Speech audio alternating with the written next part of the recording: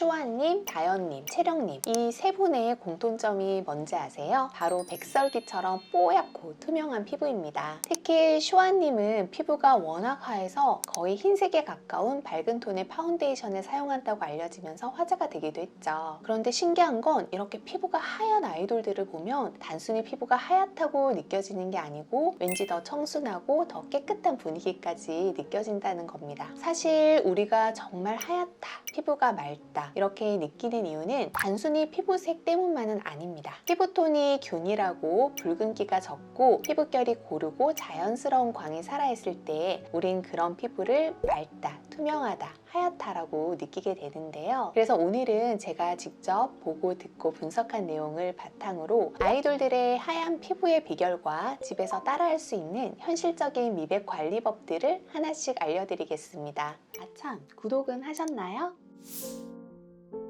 사실 아이돌들이 뽀얗고 맑은 피부톤을 유지하는 비결은 생각보다 거창하지는 않아요. 예를 들어 유명한 아이돌들은 평소 외출할 때 모자나 마스크를 착용하는 경우가 많습니다. 물론 가장 큰 이유는 사람들이 알아보는 걸 피하기 위해서겠죠. 하지만 결과적으로는 자외선을 한 번 더 물리적으로 차단하는 효과도 얻게 됩니다. 또 이동할 때도 오랫동안 야외를 걸어 다니기보다는 썬팅된 차량으로 이동하는 경우가 많습니다. 이런 생활 습관 역시 불필요한 자외선 노출을 줄여주는 데 도움이 됩니다. 식습관도 빼놓을 수 없는데요. 활동 기간에는 회사에서 식단을 관리해주는 경우가 많아요. 당분이 많은 음식이나 튀김 같은 음식을 자주 먹게 되면 몸속에서 당화가 진행되면서 콜라겐이 손상되고 피부가 칙칙해 보이거나 노화가 빨라지는 데 영향을 줄 수 있습니다. 그래서 활동 기간에는 단 음식이나 기름진 음식은 최대한 줄이고 단백질과 채소 위주의 균형 잡힌 식단을 유지하게 되는데 이런 식습관이 결과적으로는 당화를 줄이고 피부 컨디션을 유지하는 데도 도움이 될 수 있습니다. 하지만 아무리 이렇게 관리한다고 해도 야외 촬영도 있고 강한 조명 아래서 몇 시간씩 촬영하는 날도 많죠. 그래서 이런 환경에서도 하얀 피부를 유지하기 위해 아이돌들이 가장 중요하게 신경 쓰는 것들이 있습니다.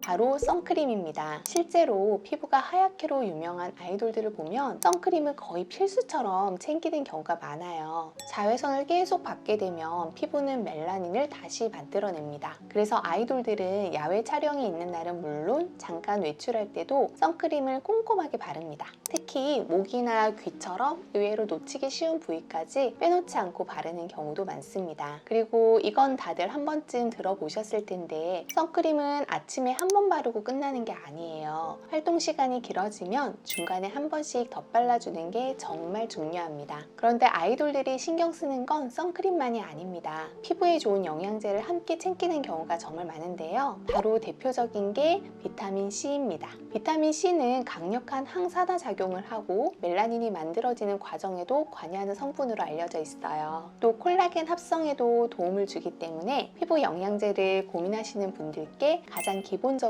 추천드리는 성분 중에 하나입니다. 그리고 가장 많이 물어보시는 성분이 글루타치온 먹으면 정말 피부가 하얘지나요? 이 질문을 정말 많이 받아요. 그런데 결론부터 말씀드리면 먹는 글루타치온만으로는 드라마틱한 미백 효과를 기대하기는 어렵습니다. 다만 항산화 작용을 통해서 피부 컨디션을 유지하는 데는 글루타치온이 도움을 줄 수 있어요. 이왕 미백을 위해 챙겨 드실 거라면 위산에 분해되지 않고 흡수율을 높인 리포점 형태나 혀 밑으로 흡수시키는 설화 흡수 제품을 선택하시는 것이 조금 더 효과적입니다.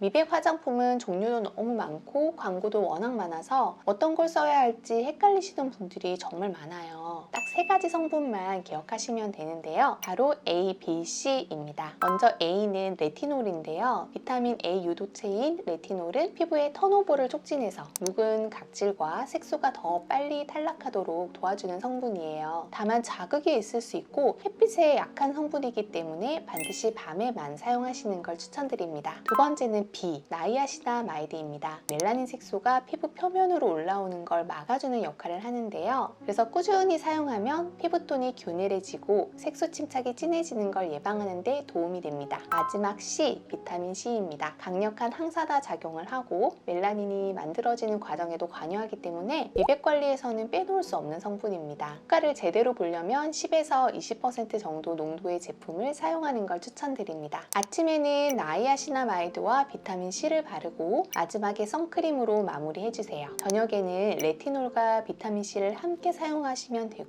피부가 예민하지 않다면 나이아시나마이드까지 같이 사용하셔도 좋습니다. 단 자극이 강한 성분이라서 격일로 번갈아 쓰면서 피부가 적응할 시간을 꼭 주셔야 돼요.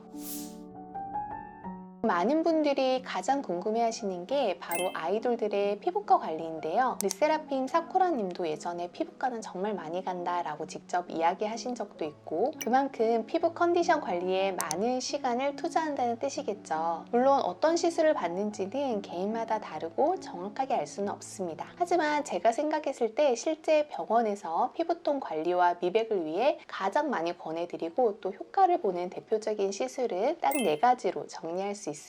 먼저 가장 대표적인 건 레이저 토닝인데요. 레이저 토닝은 이미 만들어진 멜라닌 색소를 아주 잘게 부셔서 몸에서 자연스럽게 배출되도록 도와주는 시술입니다. 시술 후에 붉어짐도 거의 없어서 바로 일상생활이 가능하고 미백 관리를 함께 받으면 하루 이틀 정도만 지나도 안색이 한결 맑아졌다고 느끼시는 분들이 많습니다. 보통 1, 2주 간격으로 최소 10회 이상 꾸준히 받으시는 거 권장해 드리는데 시술 후에는 자외선 차단을 더 철저하게 해주셔야 됩니다. 두 번째는 비타민 관리입니다. 대표적으로 이온자인 같은 관리가 있는데요. 고농도 비타민 C 앰플을 바른 뒤에 미세한 전류를 이용해서 피부 깊숙이 흡수되도록 도와주는 관리입니다. 시술 중에는 통증은 거의 없고 살짝 찌릿한 정도만 느껴지는 경우가 많습니다. 피부가 칙칙해 보이거나 촬영을 앞두고 안색을 조금 더 맑게 만들고 싶을 때 많이 받는 관리 중에 하나입니다. 자극이 적은 편이라서 보통 일주일에 한 번씩 꾸준히 받으시면 투명한 피부톤을 유지하는 데 아주 좋습니다. 하지만 바르는 비타민C에도 자극을 많이 느끼는 초민감성 피부라면 시술이 어려운 경우도 있습니다. 세 번째는 배곡 주사입니다. 보통은 글루타치온에 비타민 B와 비타민 C를 함께 배합해서 링거 형태로 맞는 경우가 많습니다. 효과가 빠른 편이라서 맞고 나면 금방 주변에서 안색이 맑아졌다는 이야기를 듣게 되는 시술이기도 하지만 또 한 번 맞는다고 드라마틱하게 미백 효과가 유지되는 건 아니에요. 보통은 일주일 간격으로 2~3달 정도 꾸준히 맞으면서 관리하셔야 유지 효과를 볼 수 있는 시술입니다. 그렇기 때문에 가격 부담도 있고 시간을 내서 링거를 맞아야 한다는 점은 단점이라고 할 수 있겠습니다. 네 번째는 스킨 부스터인데요. 물광주사나 리쥬란처럼 피부 속에 직접 주입하는 시술입니다. 피부 수분감을 높여주는 것만으로도 피부가 훨씬 맑아 보일 수 있어요. 다만 시술 직후에는 엠보싱이나 바늘 자국이 2~3일 정도 남을 수 있기 때문에 중요한 일정 직전보다는 여유를 두고 받는 걸 추천드립니다.